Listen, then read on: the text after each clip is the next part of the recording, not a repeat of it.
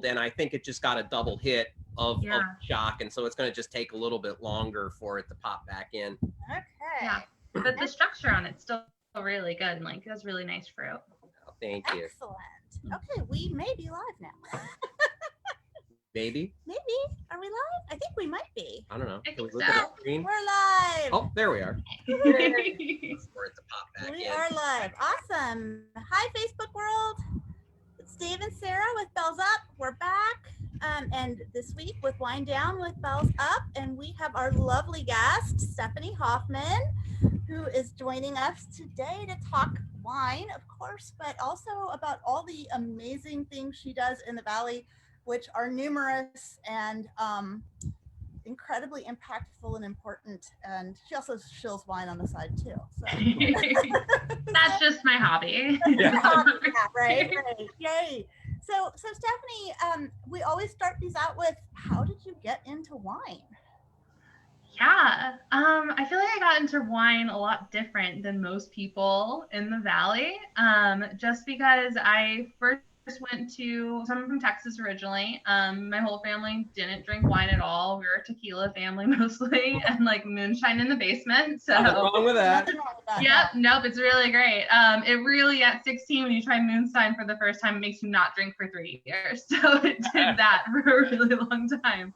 But so then I went up here for college. I went to Linfield College in McMinnville, and then just decided basically on a whim to go to this school and to go, because I'd never been to the West Coast before. So I figured, let's just do that all at once and we'll just figure it out. And if I hate it, I'll go back. It's fine.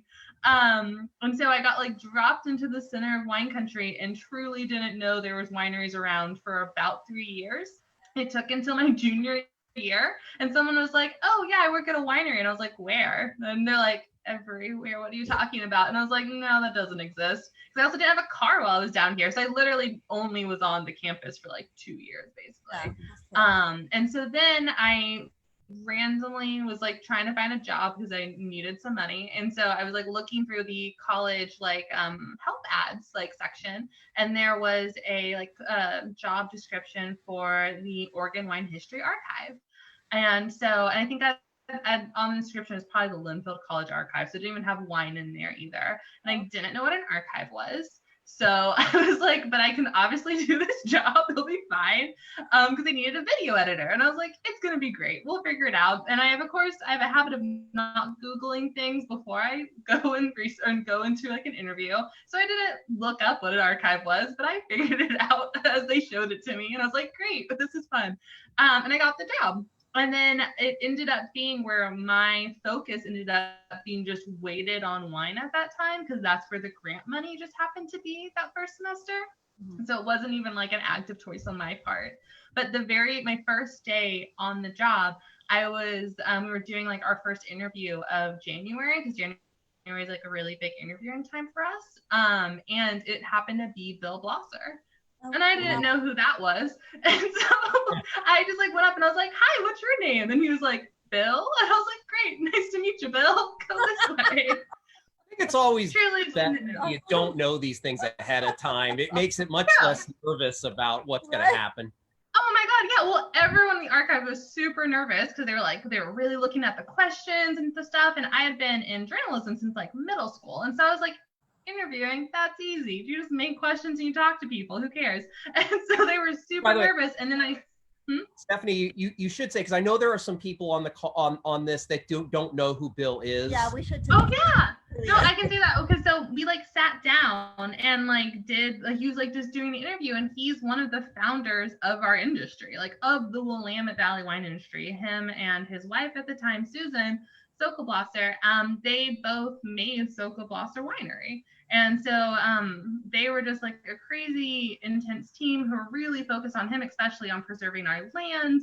And Susan, who was an archivist by trade in Georgia, she has like a pristine collection. Like, because like there are some people like we've gotten like Dick Era's collection was like covered with dust and dirt, and like it's just like he would just like find piles of paper every once in a while and like give it to us. And she like cleaned everything. It already came in files. We just like had to check that it was there. And we're like, great, you did it. She was very, like, she's very focused and really good at her job.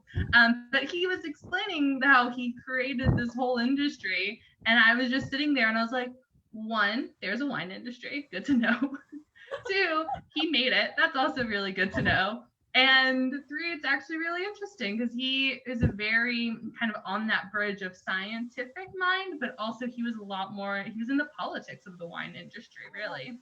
And so it was just really cool to hear him talking about like the politics of going down to Salem to like start charting off which hills could or could not be planted like for 50 years from now. Like he wasn't even talking about tomorrow. And so that kind of really sucked me into this whole industry because the first interview, that interview is probably like 2.5 hours long. So it was immersive. Yeah, like with no breaks. We were just really sitting there.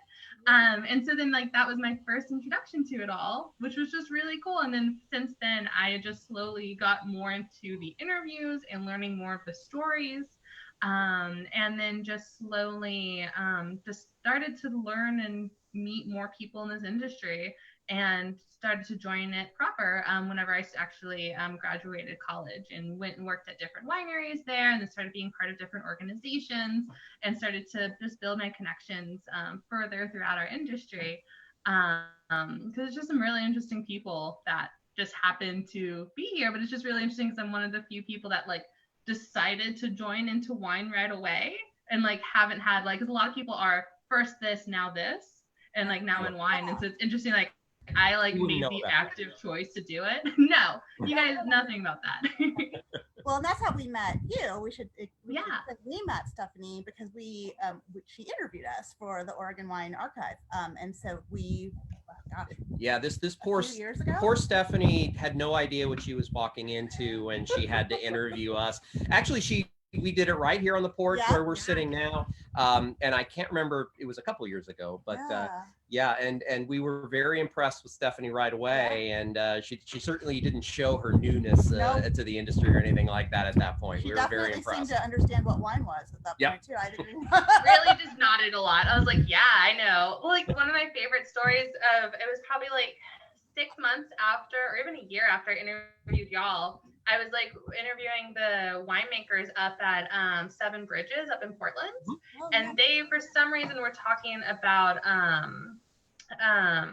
like with the barrels and like filling up the barrels and like topping them off and all this stuff. And I was like, yeah, topping off barrels. I know what that is. At this point, I've been interviewing people for like 2 years. And I was like, I know what topping barrels are. Yeah. And they just kept nodding. And at the very end, I was like, hi, so what is that? And they were like, you just kept going with that conversation like you knew what it was. I'm like, yeah, super don't. Can you explain it to me? So I learned what topping barrels was like truly 2 years into all of this. So I was like, I'll just keep nodding until we figure this all out. That's awesome.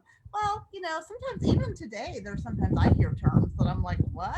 What is that? Like, well, and sometimes the terms are things that we just kind of make up as shorthand or, I don't think I like to invent words a lot. I don't invent, things that we do, but I invent words a lot. So, I think most winemakers sort of have their own language with this type of stuff that works for us. Let's face it, a lot of the work that we do is sort of in cellars and kind of away from everybody, and sometimes it's dark, and you gotta kind of find your own ways to keep things interesting, and so that's just kind of another little trick in the toolbook we've got.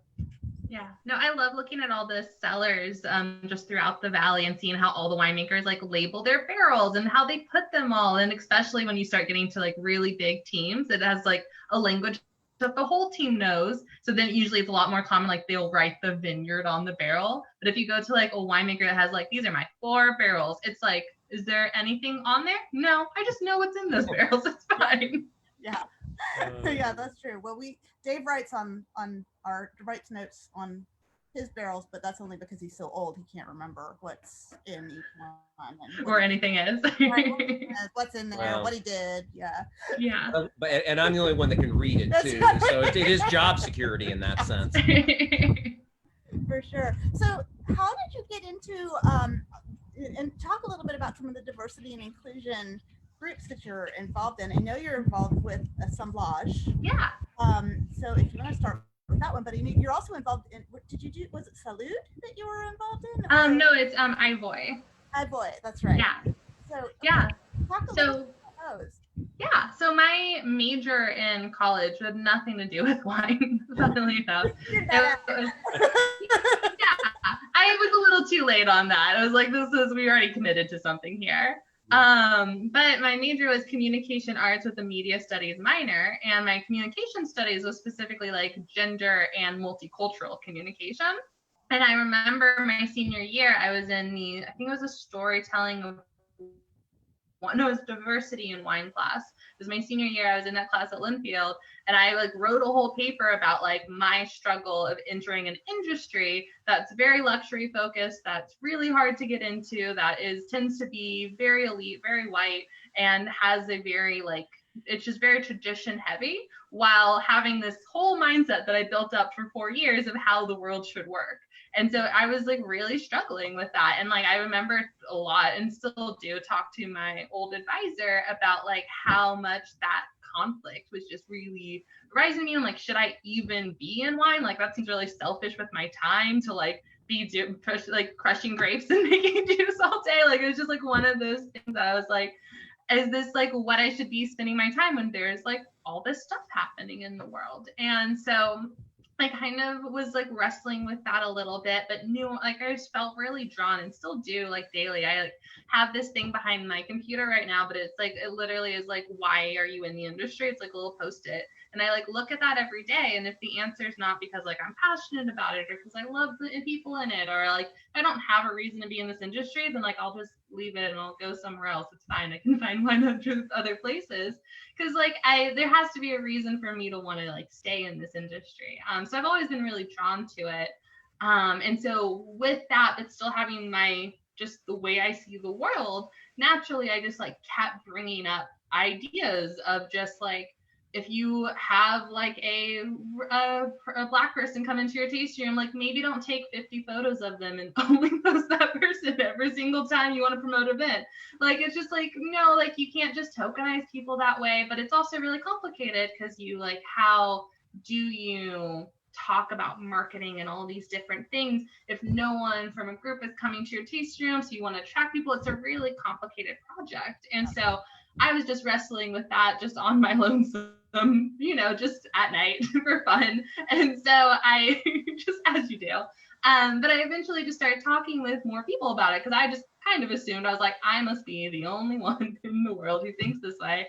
And then it turns out there's a lot of people in the Willamette Valley and all over the world that are really passionate about this stuff. And so I ended up starting really in full force, starting like this diversity inclusion work. I guess it'd be a year and a half ago now. I like created a proposal for like a committee, and I just like kind of threw random ideas of like what I thought would be interesting and what I thought our industry needed. And then I just kind of tracked people down at the Oregon Wine Symposium, which is like the annual symposium. And I was like, I have a list of 30 people, and these 30 people are going to read this. And so that's what I did that year. And so I like was tracking everyone down, and just started these conversations. And other people were starting them at the time. So Assemblage, which is the Women in Wine Conference. There's Fermenting Change, which is the other organization that is normally in July. And so both of those were happening last year. They just like kind of both formed at the same time, which is super cool. Then there's the committee with the Willamette Valley Wineries Association, Bertoni Froston up in Abbey Creek Cellars. Yes. Abbey Creek Cellars, he became a board member on the Oregon Wine Board, so he started talking about it. And so it's like all of last year, like all this stuff really started culminating. And then Ivor as well, which brings educational opportunities to people in the vineyard, which is just amazing, and supporting that group, which is mostly Hispanic and mostly men. And because it's also one of those things that it's the generational wealth. And so even the people that came into this industry that are people of color, LGBTQ, all these different things, a lot of times they don't get the wealth to be able to support them in this. Either they leave or they encourage their children to leave. So like that's a really big thing, is a lot of vineyard workers encourage their children not to be anywhere near wine, because they're like, that's not reasonable, or a way to like be sustainable. Because being in the vineyard, I mean, y'all know it's so much work. And so it's one of those things, if that's your whole job, that's really hard. So yeah, that's kind of how it came up, of just a lot of conversations and just like my mindset of the way the world should be instead of the way it is, and really working towards that. That's awesome. That is That's so awesome. And thank you for doing those things too. Oh yeah. We haven't said that already. Yeah. Thank you. So we were talking a little bit earlier before we started filming that like it was sort of a bummer because the momentum, you felt like you were really getting some momentum. And I know not just you, but everybody, like Assemblage was in January and it was a raging success. Like that was all we heard about for weeks before and after. And then now we're in the situation we're in, and everything's reaching halt, like everything. So I know that's been a real bummer. Yeah, it's been, I mean, I feel like the one good thing that's come out of this whole situation so far is it's a lot of people have had to think a lot more internally and like have to think about like why you're doing these things and why you're in different stuff. And then for me personally, I made an organization in like June of last year called Palette for Progress. And it was to have these conversations about diversity and inclusion and really open and helpful space, and also talking about health in our industry, because that's a whole, like a balanced glass is a really good example of an organization focused on that.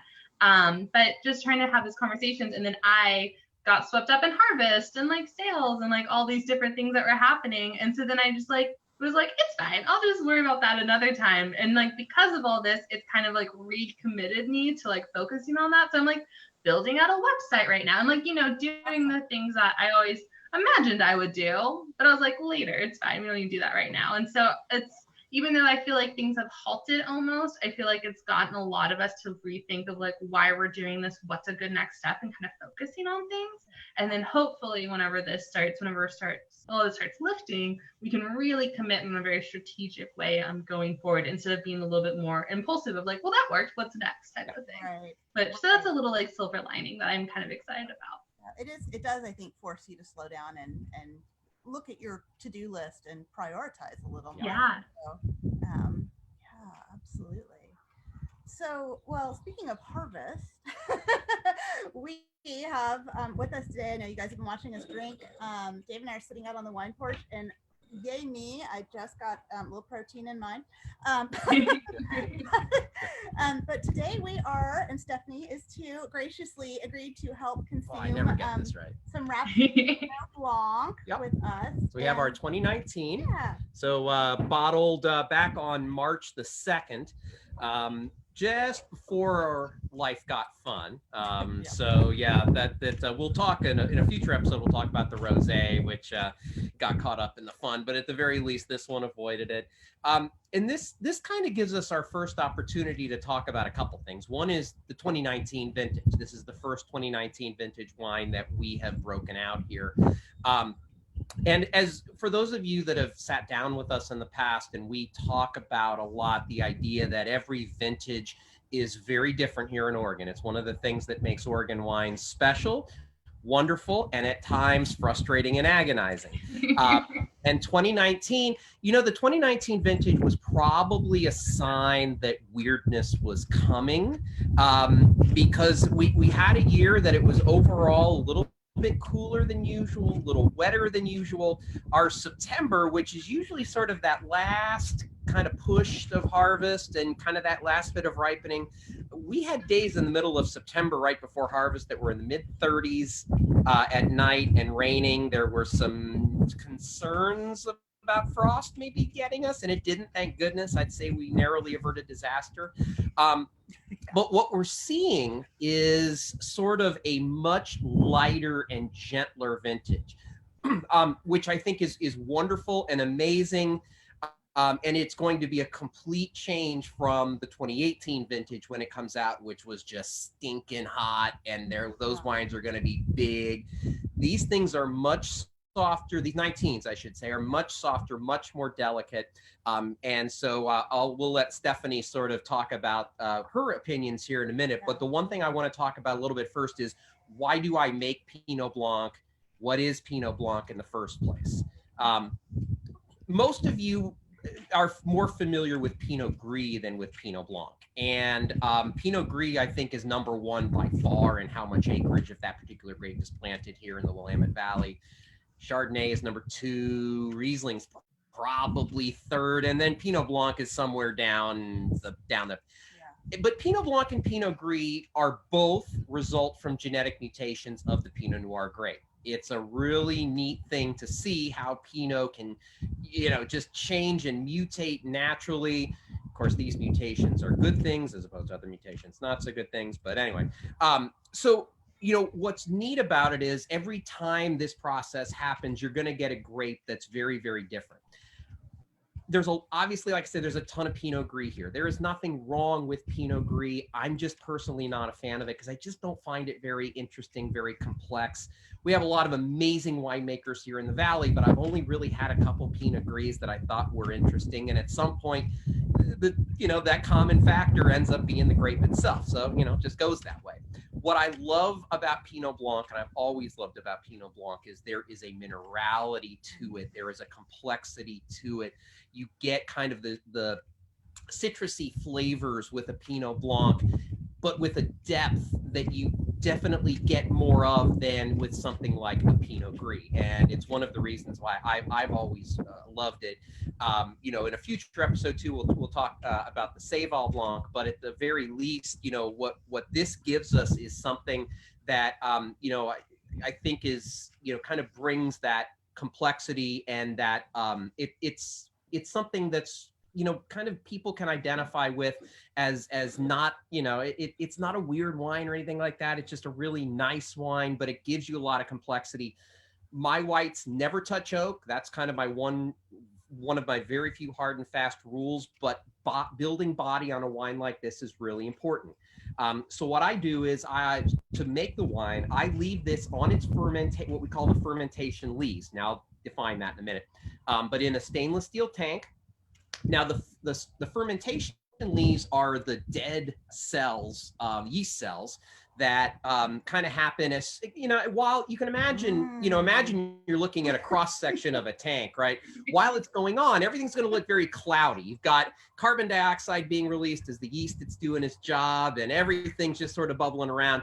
Well, eventually when fermentation is over, the yeast don't have any more sugars to eat. So all of those cells are just going to start dying of hunger and very slowly dropping to the bottom of the tank. Stylistically, as a winemaker, now you have a couple choices in how you want to do it. If you want to make a very light, very crisp wine, what you do is you would just kind of wait until that big old cloud just sort of settles on the bottom.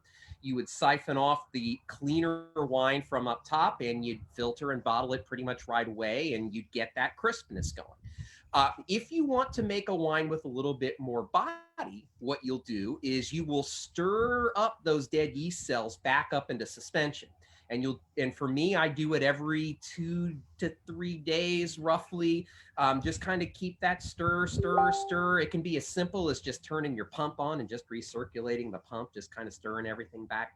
But what you're doing in that process is you're allowing those yeast cells to kind of come back in, and the more cell walls you can break, you will get sort of that spills its guts, so to speak. Sorry to be gross. That's kind of how it works. And what happens is you will end up with this kind of complexity and this, this body that comes from those yeast cell innards, so to speak. And so what you end up with is something that's just got that body that tastes like a wine that was done in oak, even though ours is never done in oak. So now I've talked plenty. Yeah. So now I'll let Stephanie talk about what she's tasting. Yeah, do you get any bouquet of dead yeast? I mean. Oh my God, so much. I think I still see one actually. Yeah. Well, you've got younger eyes, so they're better than ours anyway. It's clear to us, but Well, one of my favorite things about, because I love Pinot Blanc, it's like probably one of my, besides that and Riesling, is probably like my top 2 favorite whites. But my favorite thing about it is, like, I don't know if y'all know like as much like the history of Pinot Gris in this valley. But like, we're going to tell us. Yes. Well, it's one of my favorite things, because I think white wines are just so, I think they're just so interesting, because like everyone has their white that they focus on. And like what that really came from is everyone came out here, the 7 families came out here to make Pinot Noir. That's the whole reason they're out here. If you wanted to make something besides Pinot, you would go somewhere else because it was really hard to make wine in the 60s out here. It was not a fun time because it was rainy and it was cold. But if you're making this really intense, if it was super cold Pinot Noir, a lot of people, it's kind of traditional, like you have a red and you also have a white for people who like that. So it made a lot of sense that people out here immediately planted Pinot Gris because it's a sister grape, it's a mutation. And so they're just like, fine, we have the Pinot, that's what we actually care about. And then we have this white for everyone else. And they're just like, great, everyone will be happy if we won't have to worry about them anymore. But then once we started getting into about the 90s and 2000s, there's some wineries like a good example is like Argyle with especially their sparkling program had Chardonnay, and DDO, Domaine de Win, had a Chardonnay. And so there were other people that already had Chardonnay and had a couple other varietals out here, but it really was just that other thing we do because we're focusing on Pinot here. And then once the Pinot, especially things like Sideways and just like different national acclaim kind of happened, they didn't have to like force it on people as much. And so then it was just selling. And so everyone was like, well, that's great. And so then they were like, well, I don't really want to make this other grape. I don't want to make Pinot Gris. And so then everyone kind of got the creative choice. Yeah. Kind of got the creative choice to make a different kind of white wine, which is really cool. And so then people were able to, like, if they didn't like Pinot Gris, but they loved Riesling, then they could make Riesling. And then they could actually like explain what Riesling was and like have this whole other conversation about it. Because the Pinot Noir, like everyone kind of already got it. Because like especially for the Willamette Valley, the brand is Pinot Noir. Like that's our staple. And that's how we start conversations. But whenever people get that already, then you get to explain all the other stuff you actually care about. And so it's really cool. Like Pinot Blanc became for a lot of people, like, well, I see, especially if like Pinot Gris works here, Pinot Blanc will also work here because they are a mutation of Pinot Noir. And so that became like a really easy transition from it. And it's like really cool to just see how everyone picks their whites now because they like it, not because they feel like they have to make it. Because there are wineries out there that only make red wines. So like you can do that and survive. But if you want to make a white, you're making it the way you want to. Dead yeast cells and all. Yeah. Well, and we're blessed here in the valley with the white specifically because with our colder, wetter climate, as I think a lot of us know, we're very limited on the types of reds that we can do. I mean, we're just not warm enough to do consistently things like Cabernet, Merlot.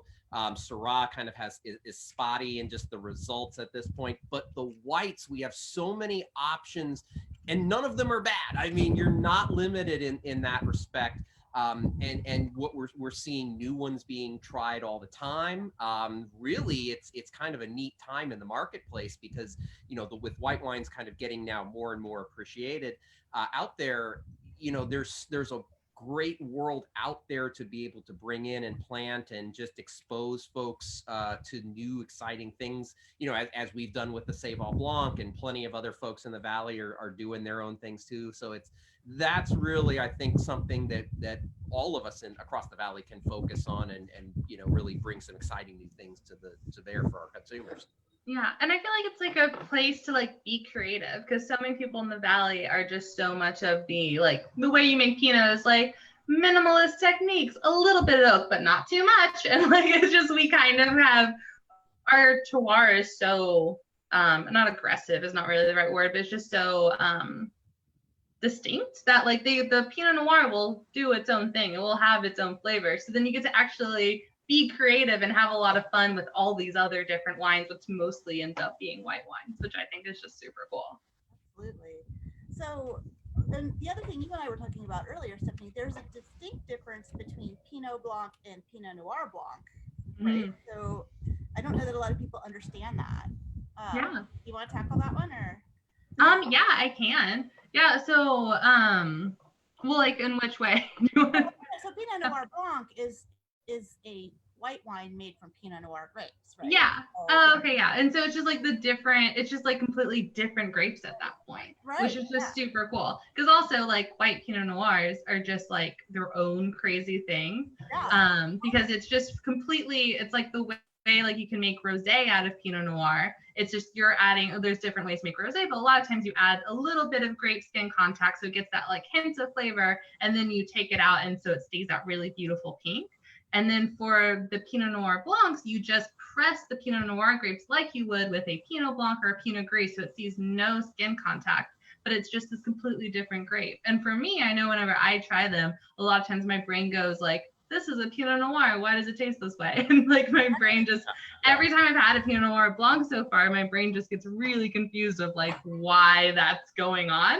Not even like good or bad, it's just like confused. Yeah. Which it's kind of like the uncanny valley with like animation, where it's just like something's weird here and I don't know what, and you're like trying to figure out what that is. And like that's how I feel with like Pinot Noir Blancs. But like Pinot Blanc is just like, it's just a completely different grape, completely different structure and flavors, and it's just, and you just make it in the white style. But you could, I wonder if anyone does like try to make a colored wine, because it would be an orange wine at that point. Yeah, probably. A Pinot Blanc, which would be super, which is just like it's that other uncanny valley of making a white wine like a red wine, where you're just like, there's so much tannin here and I don't understand why it's like built that way. Yeah. Totally. Well, as you know, Dave and I outsource our tasting notes. So so we turn to you and your palate and your nose here on this Rhapsody, which we have not written tasting notes yet. It is that new. It's literally been in the bottle for what, a month? Maybe? Month and a half. So we haven't been able to have our annual gathering of the palates because we can't have everybody over. It makes it a little bit harder. And everybody, they get into these arguments about what they're smelling and tasting, which is lots of fun. But yeah, we would love to get your thoughts here. Yeah. I mean, you already said that, just like that really beautiful, just like citrus nose. Like I was telling Sarah, right whenever I like opened it up before this, it was just like a whole like aroma just like burst out of the bottle. It's so aromatic, which I don't really remember. I'm trying to think past to previous vintages, and it might just be also because it was just bottled and stuff, but I feel like this one is just like immediately like so aromatic, which is really interesting because it's not, because it was such a cooler vintage, it doesn't have quite as much of an impact in your mouth, which I really like because it just has that lightness and that just like crispness and breeziness. It's very gentle compared to previous vintages. Yeah. I'm getting a lot of it's very it's like lemonade-ish in a way, I'm getting that lemon, but it's not like the sour lemon or anything like that. It's just kind of more of the gentle lemon that you'd have in the lemonade. And it's got the crispness, but it's not ridiculously overwhelming or anything like that. It's just it's very, very nice, and kind of as it's been in the past, we've always looked at this as a wonderful seafood pairing wine. But also, sometimes in previous years there have been times when the Rhapsody by itself kind of sometimes can be a little too crisp for some folks to be able to have on their own. I don't think that's going to be a problem this year, because I think the crispness is going to have more of a balance to it. And as we get into these warmer summer months, I think this is going to be a great one to just as easily be able to set out on the porch and enjoy after a long day of sitting inside with your kids. You're going to move from sitting in one place to sitting to another place in sun, and this will be back for that. Yeah, just a change of venue. Yeah. Well, what I love about this is where the crispness is. Like, I don't feel it as much. Like a lot of Pinot Gris, it's like, this is nice, and then like attacks you at the end. Like I feel very attacked by Pinot Gris a lot of the time. But this one is really, it's really weird. This one I feel a lot more, it's like in the mid palate. So it's like this really beautiful citrus and like all that minerality and like almost a little bit of floral that I can't quite like put to my nose, like something like honeysuckle-ish-y to it. I think we'll expand more as like the body builds in it too in a couple of months. But the crispness is like in the mid palate, so it has like that lemonade crispness and like kind of sourness right in the middle, and then it goes back to like creaminess again, which I kind of like, where it's just like, it's like an ebb and then like flows out. So it's like the last thing in your mouth is still this beautiful lemon, floral, honey kind of notes, instead of just like, again, being attacked right at the end. Yeah. Yeah, I definitely see where I see the honeysuckle. Like I totally, Yeah. really good. Yeah. I don't know that I would have pulled that out. But that's why we outsource without the tasting power of suggestion there. But yes, I know. See, that's my favorite thing. If I say something, then I'm just like, yes. I used to always try to say, like, if people, I'm like, ooh, do you smell bubble gum? And the bubble gum, always people are like, yeah, this is a little bubble gum-ish. And I'm like, yeah, bubble gum all over this right now. Well, and there's never a wrong answer. I No. mean, I think we talked about this last week, the idea that, you know, you'll get folks that are in the tasting room and they'll ask me, you know, well, what am I tasting? And I'll always say, I have no idea what you're tasting. Your palate is different than mine, is different from everybody else's. And, you know, I can tell you what I taste, but what I taste is irrelevant to what your experience is and how you're enjoying it, you know? So it's always, and whatever descriptors people want to use are that work for them, that makes it feel personal and right to them, go ahead and use them. You know, this stuff doesn't need to be that serious, you know, just enjoy the wines. That's all you need.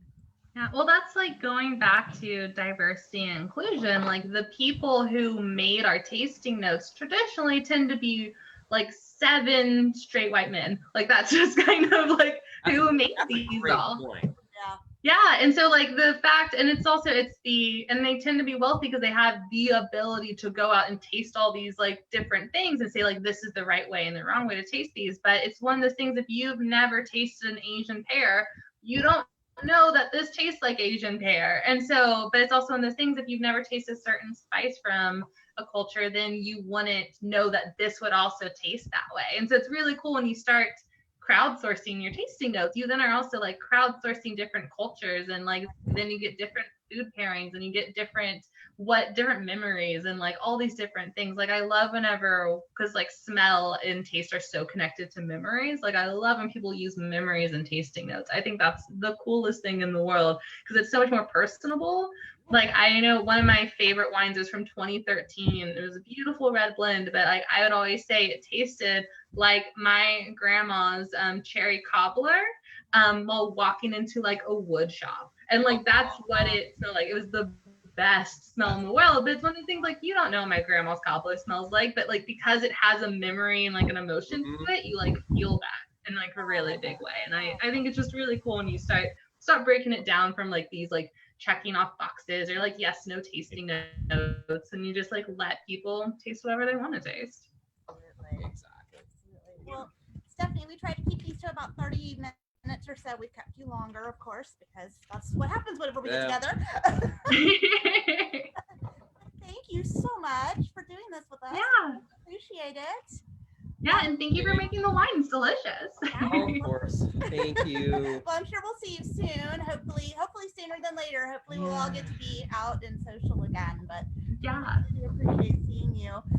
As for next week, you guys, we have a tentative guest, actually 2 tentative guests on our list, but we are waiting to make sure that they actually get their wine shipment. So it is a mystery right now, wrapped in an enigma. So as soon as we know, as soon as we can share that, we will. So we will be back next Saturday at 3. Thank you all for joining us. And again, thank you, Stephanie Hofmann. We really appreciate your time. Thank you, Stephanie. Of course. Bye. Have a wonderful rest of the day, Stephanie. Thanks. Bye. Bye-bye.